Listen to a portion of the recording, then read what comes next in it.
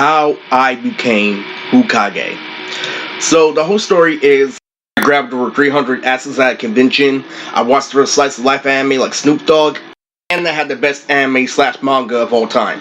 I also won a tournament with a guy named Alberto and became the best in the company. And I think that's a one fact from Total Drama Island. The announcer, literally, he came through to the company and I beat him. Literally, he chose Giant Bravo and I chose Sheep in the Big City, and I proven that I was the best at team for another company. So the story spreads like this. The character you see here is Himiko Toga from My Hero Academia, who looks like Cell, and I had a lot of adventures with this anime. This anime spread from Naruto. Literally, it went from I had a rap battle with this guy named Sabudu. We're supposed to do a movie when I was Nokia and he was Subaru. You know, very identical, kind of funny much. And what happened was how the original battle went down was, I had, crazy crowd reactions, like the whole crowd was reacting over and over and over again. And when his verse came, literally, his verse had twice as many reactions now were collateral. And at the end, there was a little bit of space that said, "Yo, I won because of how calamity my punchlines were in the beginning." And then when they recorded it, it took 2 months and they cheated and they edited it and literally, they made it seem like my voice was squeaky. Literally, when I had an up and down flow, literally, that sounded like a 40. Literally, and what happened was, literally, they said that it sounded like a chipmunk. That literally, you're rambling like Tom and Jerry. This, and that.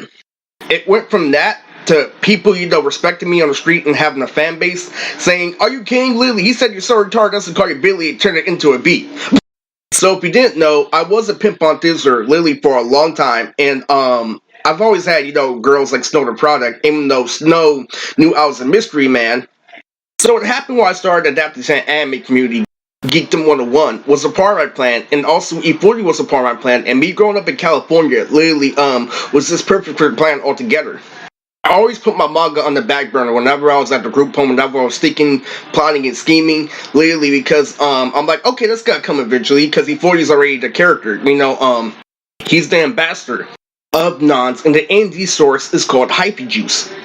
Now, I based my career based off of Blockbuster, which was based off the old high school I used to go to, right behind American, where literally I downloaded my Yu-Gi-Oh DVDs, this and that, and I've always knew, from driving with my brother, that I have a Yu-Gi-Oh DVD that's really, really old, that's 10 years old, that was new at the time, back when it was, 2014, 2015.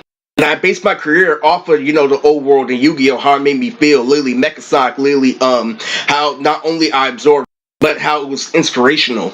So my manga being animated was just, a backup plan, and what ended up happening in the future is I ended up being Kuro Christopher Sabat, the beloved voice actor of Vegeta, whom I am very aware has a bad lung, and could, contribute to a factor that could be, another sad, passaway of 24 or 25.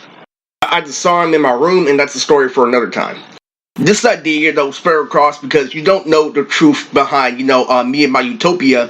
Why Toge literally is one of my favorite lessons in how I grew up because, I used to, get assaulted, and what ended up happening was I went from, being spoiled, like, oh, everything has to go in fairy tale, everything has to go with the colors, my outfit, to me, literally knowing people are cheating and just being, great, watching a little bit of One Piece. And when I imitated the movie, Heroes Rising, with Jume. Before then, I had, a great relationship with Himiko Toga, not just being, a cosplayer that I know. Her sister is really, really bad and older. She was in the ending of My Hero, season that was really, really good. And that Deku was singing Japanese music. That's like I was, singing Japanese music, literally in the past. And there's a big, relationship with me and cosplay because I was a very good person. So if you don't know, I expand off, the Neji versus Kanemaru, the Silver Tar wrestlers call you Billy formula, all the way to a point where I bring it to conventions and people are supporting me. All that gay ass shit like One Punch Man, animes that defeat the purpose like Spy versus Family.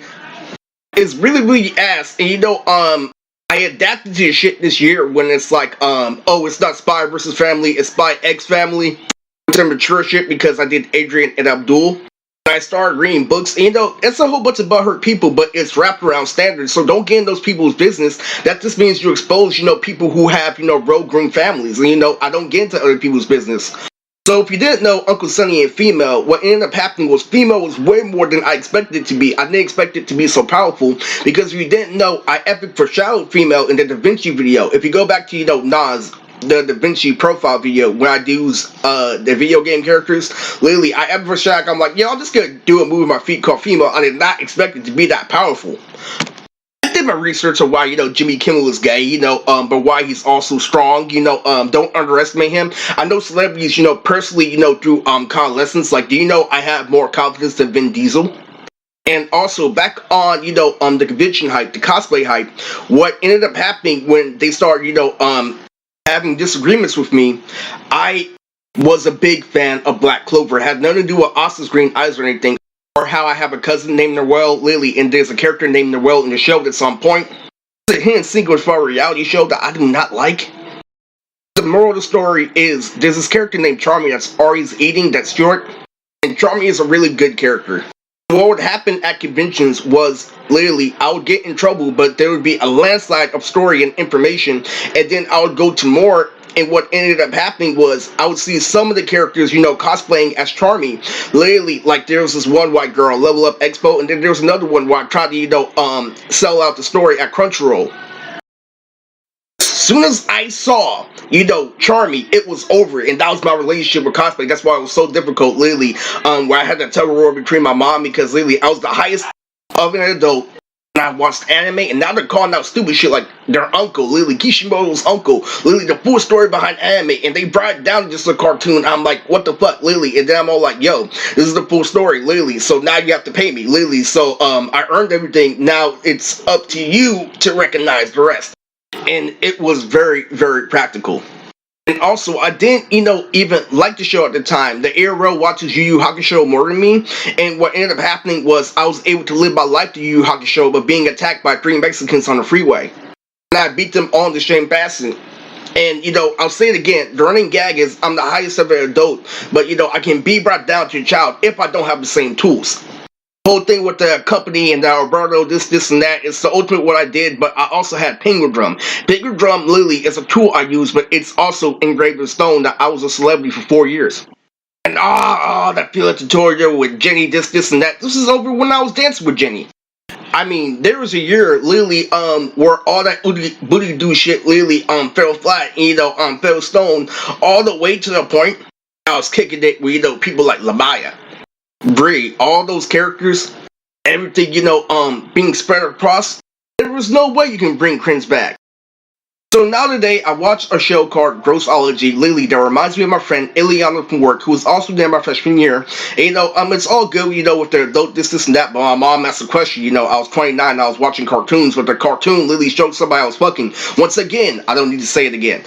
I also saw a whole bunch of kids, a whole bunch of fans, I just got out of the movie theater watching the Tell Me When to Go remix. They just got done watching and they said, what's up?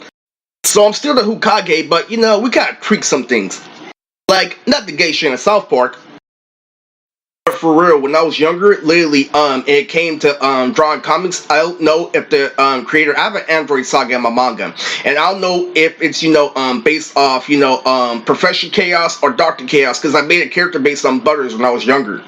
I also had a movie with Uncle Tommy when he was dancing with all the characters called Brick House Bandit. And it was hot, and it was hot fire. But in all due respect, I'm cutting this video short, and I'm saying, yo, that's how I became the Hokage.